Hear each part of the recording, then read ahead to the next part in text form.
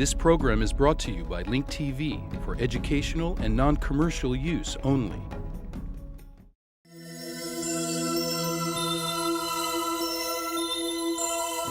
Mosaic, a daily news program from Link TV, presents a selection of news reports from independent and state-controlled broadcasters from throughout the Middle East.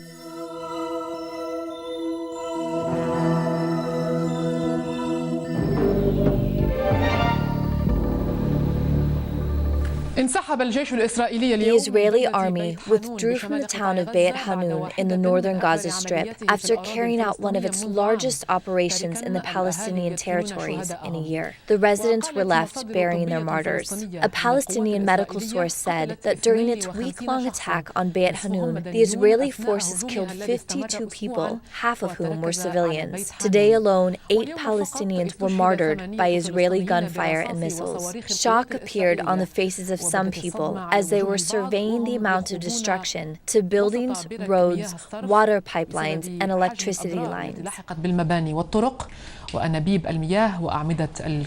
Israeli occupation, military machinery, and tanks withdrew from the town of Beit Hanoun, deploying to its outskirts after carrying out a bloody incursion that lasted about 6 days, martyring and injuring dozens of people. As the army withdrew, residents mourned in their homes and held funeral processions for the martyrs who died in the battle with the occupation army. This aggression left the region in a state of severe shock. Even the mosques were not spared from this aggression. What we witnessed today is one of many forms of massacres and slaughters, which makes the hair on the back of your neck stand. Nothing can explain or justify this savage aggression. We are talking about thousands of people who have been injured and hundreds of martyrs in the past few months. Israel commits violations against the Palestinian people. With much regret, no one in the international community is willing to say the word no. Signs of surprise and shock appeared on the faces of the residents of Beit Hanoun. They cannot believe that this is their hometown, which the occupation forces devastated by destroying its landmarks and replacing them with death, destruction, and devastation. The Israeli military operation inflicted severe losses, destroying roads, electricity grids, and telephone lines. They also destroyed the main and secondary water networks that lead to citizens' homes, making living conditions in this area even more difficult. It is as if the town was shaken by a massive earthquake, causing severe damage to the infrastructure. Our losses were assessed very quickly. More than $10 million are needed to repair damage caused to drinking water systems, roads, and electricity grids. The Israelis did not leave a stone, a tree, or anyone untouched. They do not want to leave anything behind that has anything to do with Palestine. The Arab leaders just stand and watch us. After the operation, dubbed Autumn Clouds, redrew the map of Beit Hanoun, the occupation announced that it has ended its military operations there. Shortly after, the occupation forces continued its violent attacks on different areas of the Gaza Strip. They launched 2 missiles on the home of the leader of the organization, Female Freedom Fighters, to lift the siege east of Jabalia refugee camp, martyring many Palestinians. The Israeli occupation may have withdrawn its tanks, armored vehicles, and machinery from the town of Beit Hanoun, but every structure here brings to one's mind the image of the occupation and the extent of its hatred and revulsion that is anything Palestinian.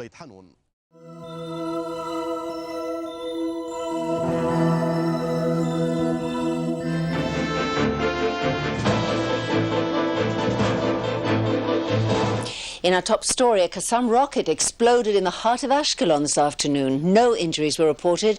Palestinian terrorists fired 5 Qassams at Israeli communities, with the bulk of them landing in open areas. Earlier today, Israeli troops pulled out of Beit Hanoun in Gaza, ending an almost week-long operation aimed at preventing terrorists from launching Qassams at Israel. At the same time, as IBA's Eli Wolgalenter reports, 9 Palestinians were killed in Gaza today by IDF fire. After 6 days, Operation Autumn Clouds was completed early this morning with the pullback of infantry, engineering, and armored forces. Defense officials said significant operational achievements were secured. The operation's purpose was aimed at clearing the area of terror activists and weapons centers and destroying the Qassam rocket infrastructure, namely production, transporting, and launching cells. 8 Qassam rocket cells belonging to Hamas, Islamic Jihad, and the Popular Resistance Committees were eliminated in airstrikes and ground attacks during the incursion. The IDF also discovered large stockpiles of weaponry, among which were sophisticated explosive devices unlike those already familiar to the IDF. More than 50 Palestinians were killed in the operation, as was an IDF soldier.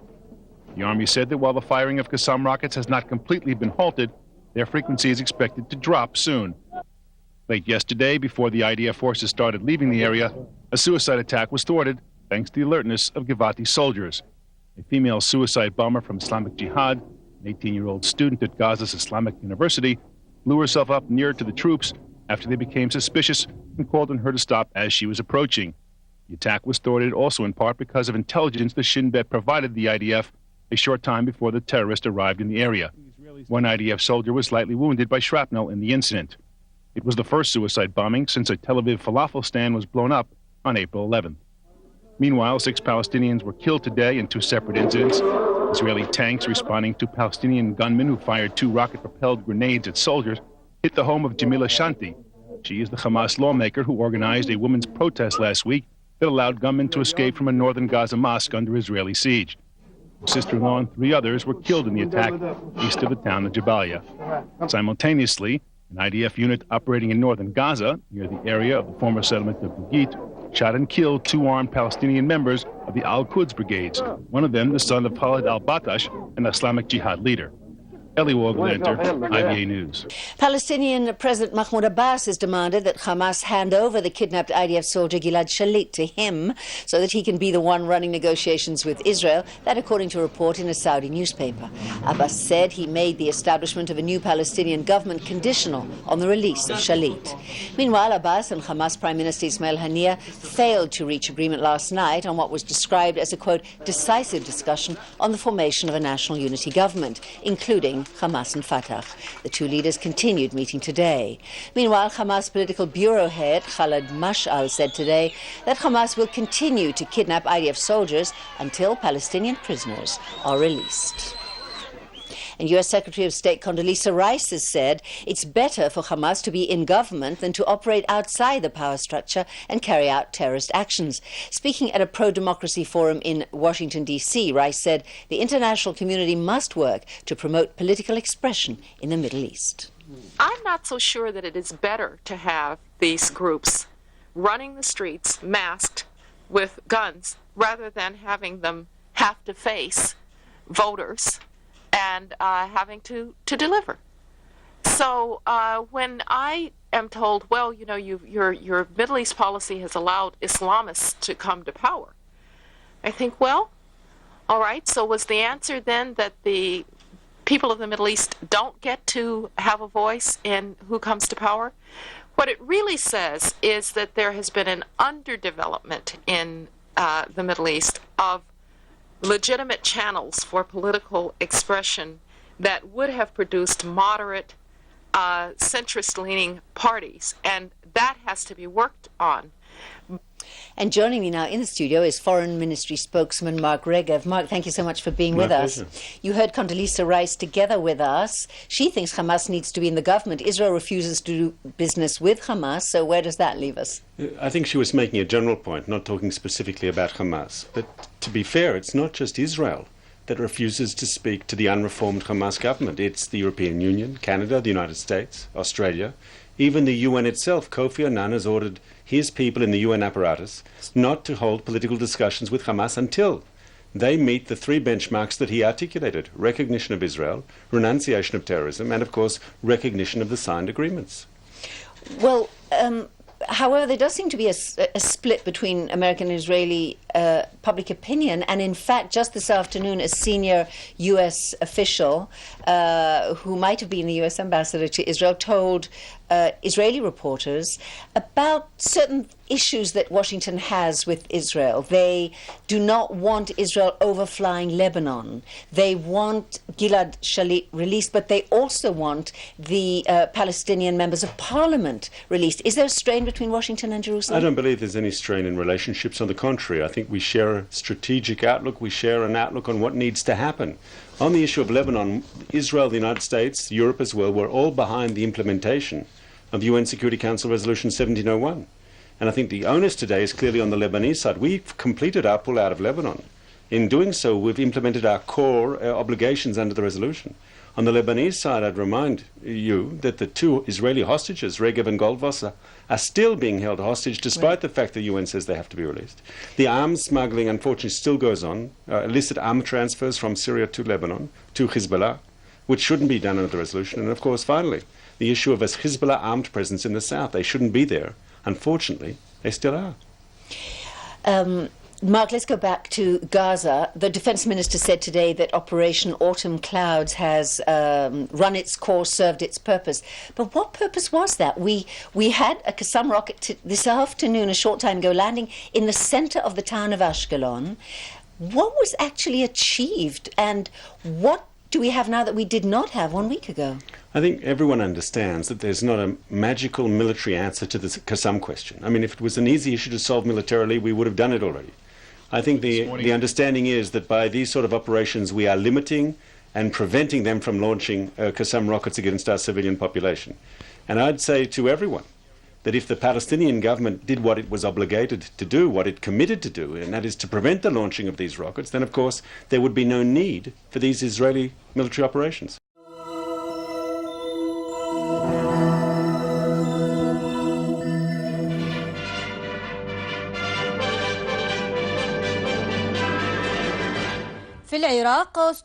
Saddam Hussein returned to court today for his genocide trial in the Anfal case, 2 days after he and 2 other co-defendants were sentenced to death by hanging in the Dujail case.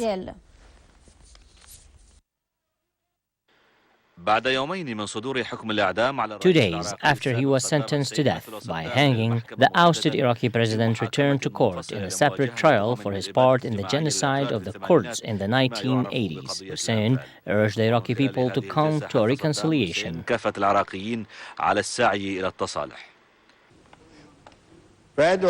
I call on all Iraqis, Arabs and Kurds to forgive, forget, and reconcile. Thank you. During today's trial session, the court listened to the testimonies of the persecution witnesses in the Anfal case, who accused the former president of taking part in the genocide against the Kurds. More than 82,000 Kurds were massacred between 1987 and 1988. They lined us up and opened fire in our direction, and we all fell to the ground. Meanwhile, the Iraqi capital, which was under a lockdown in anticipation of Sunday's verdict, was relatively calm after the curfew was lifted. Saddam and 2 other co-defendants were sentenced to death by hanging in the Dujail case.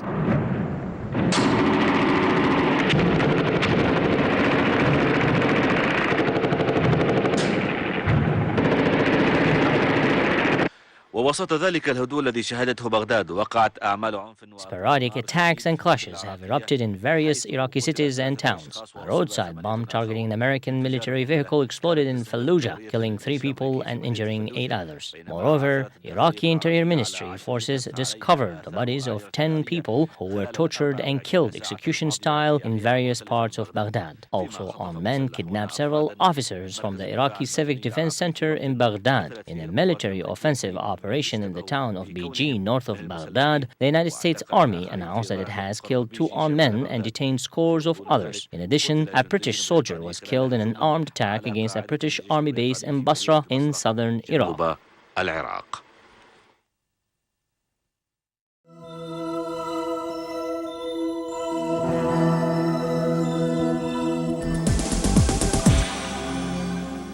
For the 5th consecutive day, the elite Iranian Islamic Revolutionary Guards continued to carry out the Great Prophet II war games. They have successfully test-fired several mid- to long-range anti-armor weapons. Meanwhile, Major General Yahya Rahim Safawi, the Supreme Commander of Iran's Islamic Revolution Guards Corps, has downplayed the United States' threats against his country, saying that it is unlikely that Washington will carry out an airstrike against Tehran.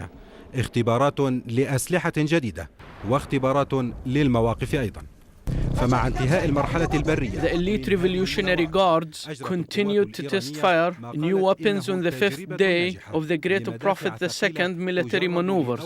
The Iranian armed forces have successfully tested several long-range anti-armor weapons, which are capable of hitting an enemy 120 kilometers away. The new generation of anti-armor weapons was successfully tested on the fifth day of Iran's war games. The armor-piercing weapons include a rifle equipped with special vision that can identify an enemy 7 kilometers away. Meanwhile, Brigadier General Mohammad Hijazi, the head of the recruitment division of the Iranian armed forces, said that it is not in Washington's interest to hit his country. Furthermore, Yahya Rahim Safawi, the supreme commander of Iran's Islamic Revolutionary Guards Corps, said that the US administration realizes what Iran is capable of doing at this stage. الأمريكيين يدركون تماما ما تقوم به إيران في هذه المرحلة. I do not think that the Americans will create problems for us, realizing the danger involved, especially considering that their forces are well spread over a 2,000-kilometer radius and not too far from us. We test-fired some weapons, and more will be tested in the upcoming maneuvers. أسلحة جديدة في طريقها إلى الاختبار، إلا أنه وبتقدير أصحاب الخبرة Many weapons have been test-fired and more will be tested, but none has outperformed the Shihab-3 ballistic missiles, which were tested at the beginning of the maneuvers. Meanwhile, Tehran reassured neighboring countries that its military exercise was not meant by all means to intimidate or threaten them. To whom is Iran trying to flex its muscles? The answer can be revealed by the Shihab-3 ballistic missiles, which can identify and hit enemy targets at a long-range distance.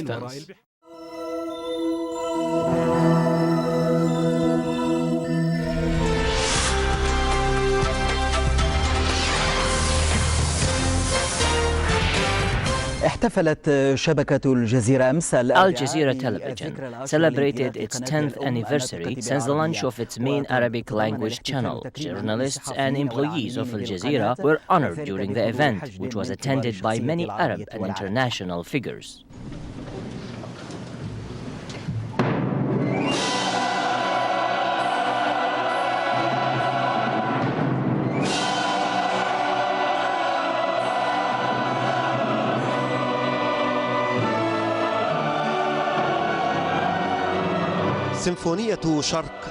The Eastern Symphony of Marcel Khalifa described from Italy an Arabic success story launched from Doha on a night like this 10 years ago and changed the face of journalism. What sets Al Jazeera apart is that it was built on a strategic conviction. It was not done at the spur of the moment. It was a strategic, well-planned decision to provide a venue for one voice and a counter-opinion. This is what has distinguished our work in the last 10 years. 10 years with its high and low points were shown this evening for a channel that brought back the free press, its courage, credibility, and reporting the truth without bias. However, some politicians and authorities in today's world had a different opinion. They cast doubt and made accusations, and then they harassed and targeted the channel. But what has been inflicted on its reporters and offices only strengthened Al Jazeera's determination, and its editorial policies maintained its professionalism and balanced reporting. Glory can only be overshadowed with something that is more precious. Some of our tree leaves fall too early. The night of November 1st, 2006 was a night of devotion to those who sacrificed their lives for freedom to deliver the truth to viewers, just like it was a night to honor those who started the mission with Al Jazeera 10 years ago. I have feelings of pride and belonging to this station, which was challenging to us. For me personally, this station is like a little tree that grows before your eyes, and this is a beautiful thing. The 10 years passed like lightning despite the pain, joy, exhaustion, and effort which went into the building process. Al Jazeera continues to deliver its promise. Those in charge of it stress that the viewer is at the center of its policies. They recently announced that an English language Al Jazeera and a documentary Al Jazeera will be launched soon, in addition to other projects in line with the channel's commitment. Al Jazeera spent 10 years in the media world providing a platform for opinions and the counter-opinions. Some liked it, others criticized it. But everyone agrees that it has made a 10-year-old difference. Haytham Abu Saleh, Al Jazeera, Doha. During its 10th year of reporting major events, many questions are being raised. Did the major events put Al Jazeera on the international stage, or did Al Jazeera shape these events? Do you know where you are? At school. Why are you at school? Because the Israelis are shelling. Are you afraid of being hit? Yes. Was your area hit frequently? Yes, a little bit. What would you like to see happen? I would like that we return to our homes and that the resistance succeeds. A small beginning to a big story.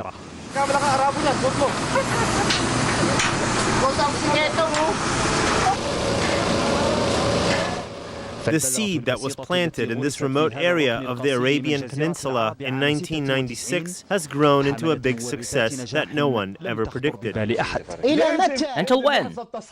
Things must be corrected.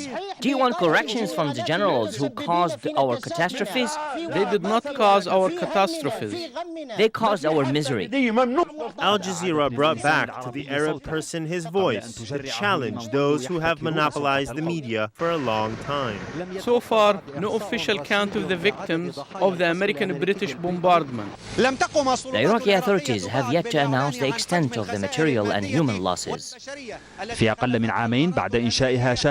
In less than 2 years of its launch, Arabs for the first time watched with Arab eyes foreign aggression on their countries during the Desert Fox operation. Thanks to Al Jazeera's extensive reporting, Arabs lived the Aqsa Intifada as if they were part of it. However, all of these events were no more than an introduction for what followed. The 9/11 attacks paved the way for an era of American wars in the Islamic world.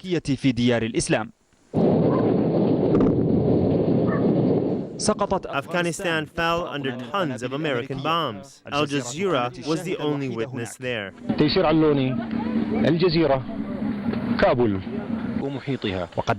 Al Jazeera also paid the price for being there. Its office in Kabul was destroyed, and later, one of its reporters was thrown inside a prison. But the emotional reward soon followed, as Afghanistan was the launching pad for Al Jazeera onto the international scene. Baghdad is being subjected to the most violent airstrikes since the beginning of the American-British war on Iraq. After Afghanistan, there was the invasion of Iraq. Al Jazeera was the most prominent witness of the assault on the capital of al-Rashid. The last time al-Rashid was invaded was by the Mongols 700 years ago. The price was martyrdom. The first Al Jazeera martyr fell when Baghdad fell. Later, its offices were permanently closed, especially after reporting on the horror scenes in Fallujah. The war in Lebanon may not be the last war in the region, but it was different. It was the second time the Arab viewer saw an Israeli campaign being foiled by the resistance since Israel's unconditional withdrawal from South Lebanon in 2000. However, wars did not create a name for Al Jazeera. The channel's attention was directed to the farthest reaches of the world, searching for a human story. In Niger, Al Jazeera uncovered one of Africa's worst famines. In Southwest Asia, it broadcast the first images of the tsunami. أما تغطيات الجزيرة لقصة الديمقراطية في العالم العربي فكانت احتفالية. تعزيزا ربما لأي بصيص أمل لدى الشعوب العربية.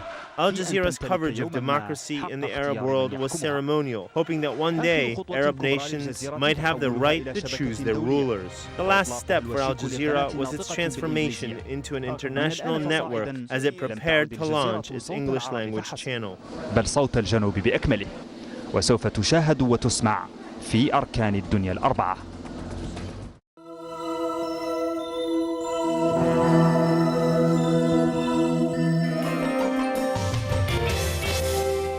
They kill at any place, any time, and target anyone. Their main victims are innocent civilians, including children. Lebanese continue to suffer at the hands of cluster bombs that have littered South Lebanon and add to the pollution of killing machines left behind by Israel, whether in its latest war in Lebanon or its prior occupation. According to the UN, the density of exploded cluster munitions in Lebanon was higher than those found after conflicts in Kosovo and Iraq, which has already caused alarming amount of humanitarian agencies.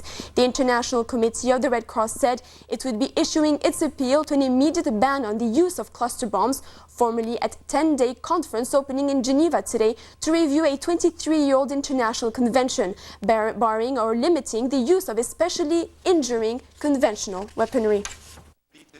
United Nations humanitarian chief Jan Egeland called for an immediate global freeze on cluster bombs following their intensive use in Lebanon.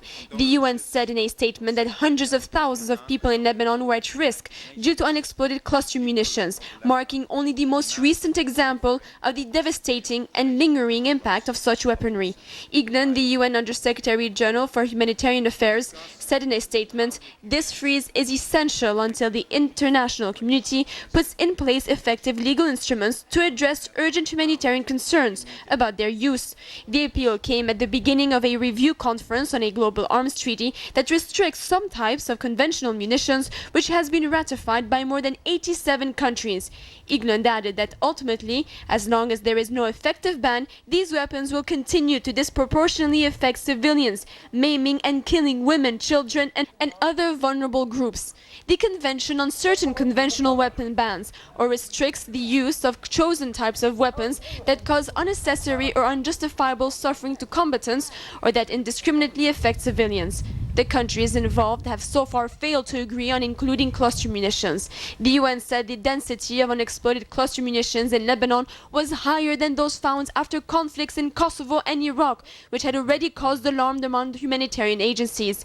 It added unexploded cluster munitions are a constant threat to 200,000 refugees and internally displaced people in Lebanon, as well as for hundreds of thousands of people returning to their homes and for humanitarian and reconstruction workers.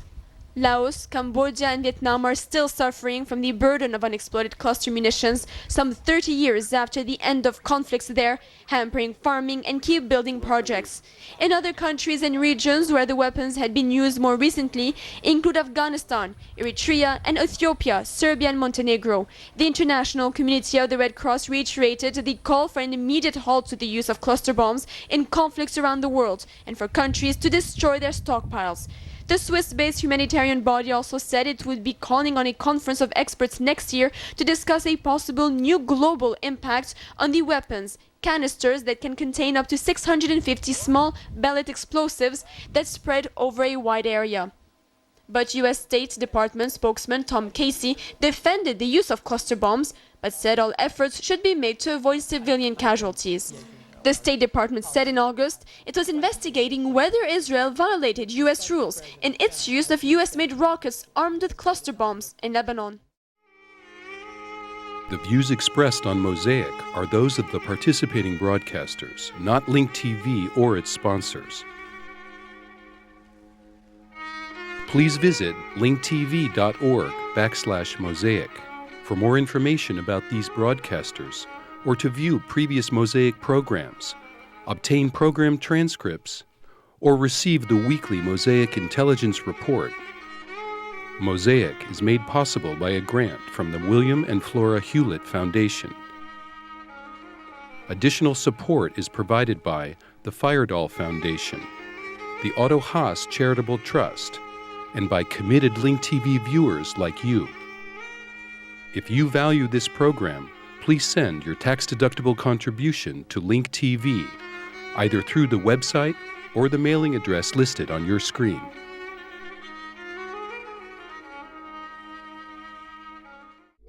This program was brought to you by Link TV for educational and non-commercial use only. Link TV is the only U.S. television network devoted to global and national news, with uncompromising documentaries and diverse cultural programs which connect you to the world.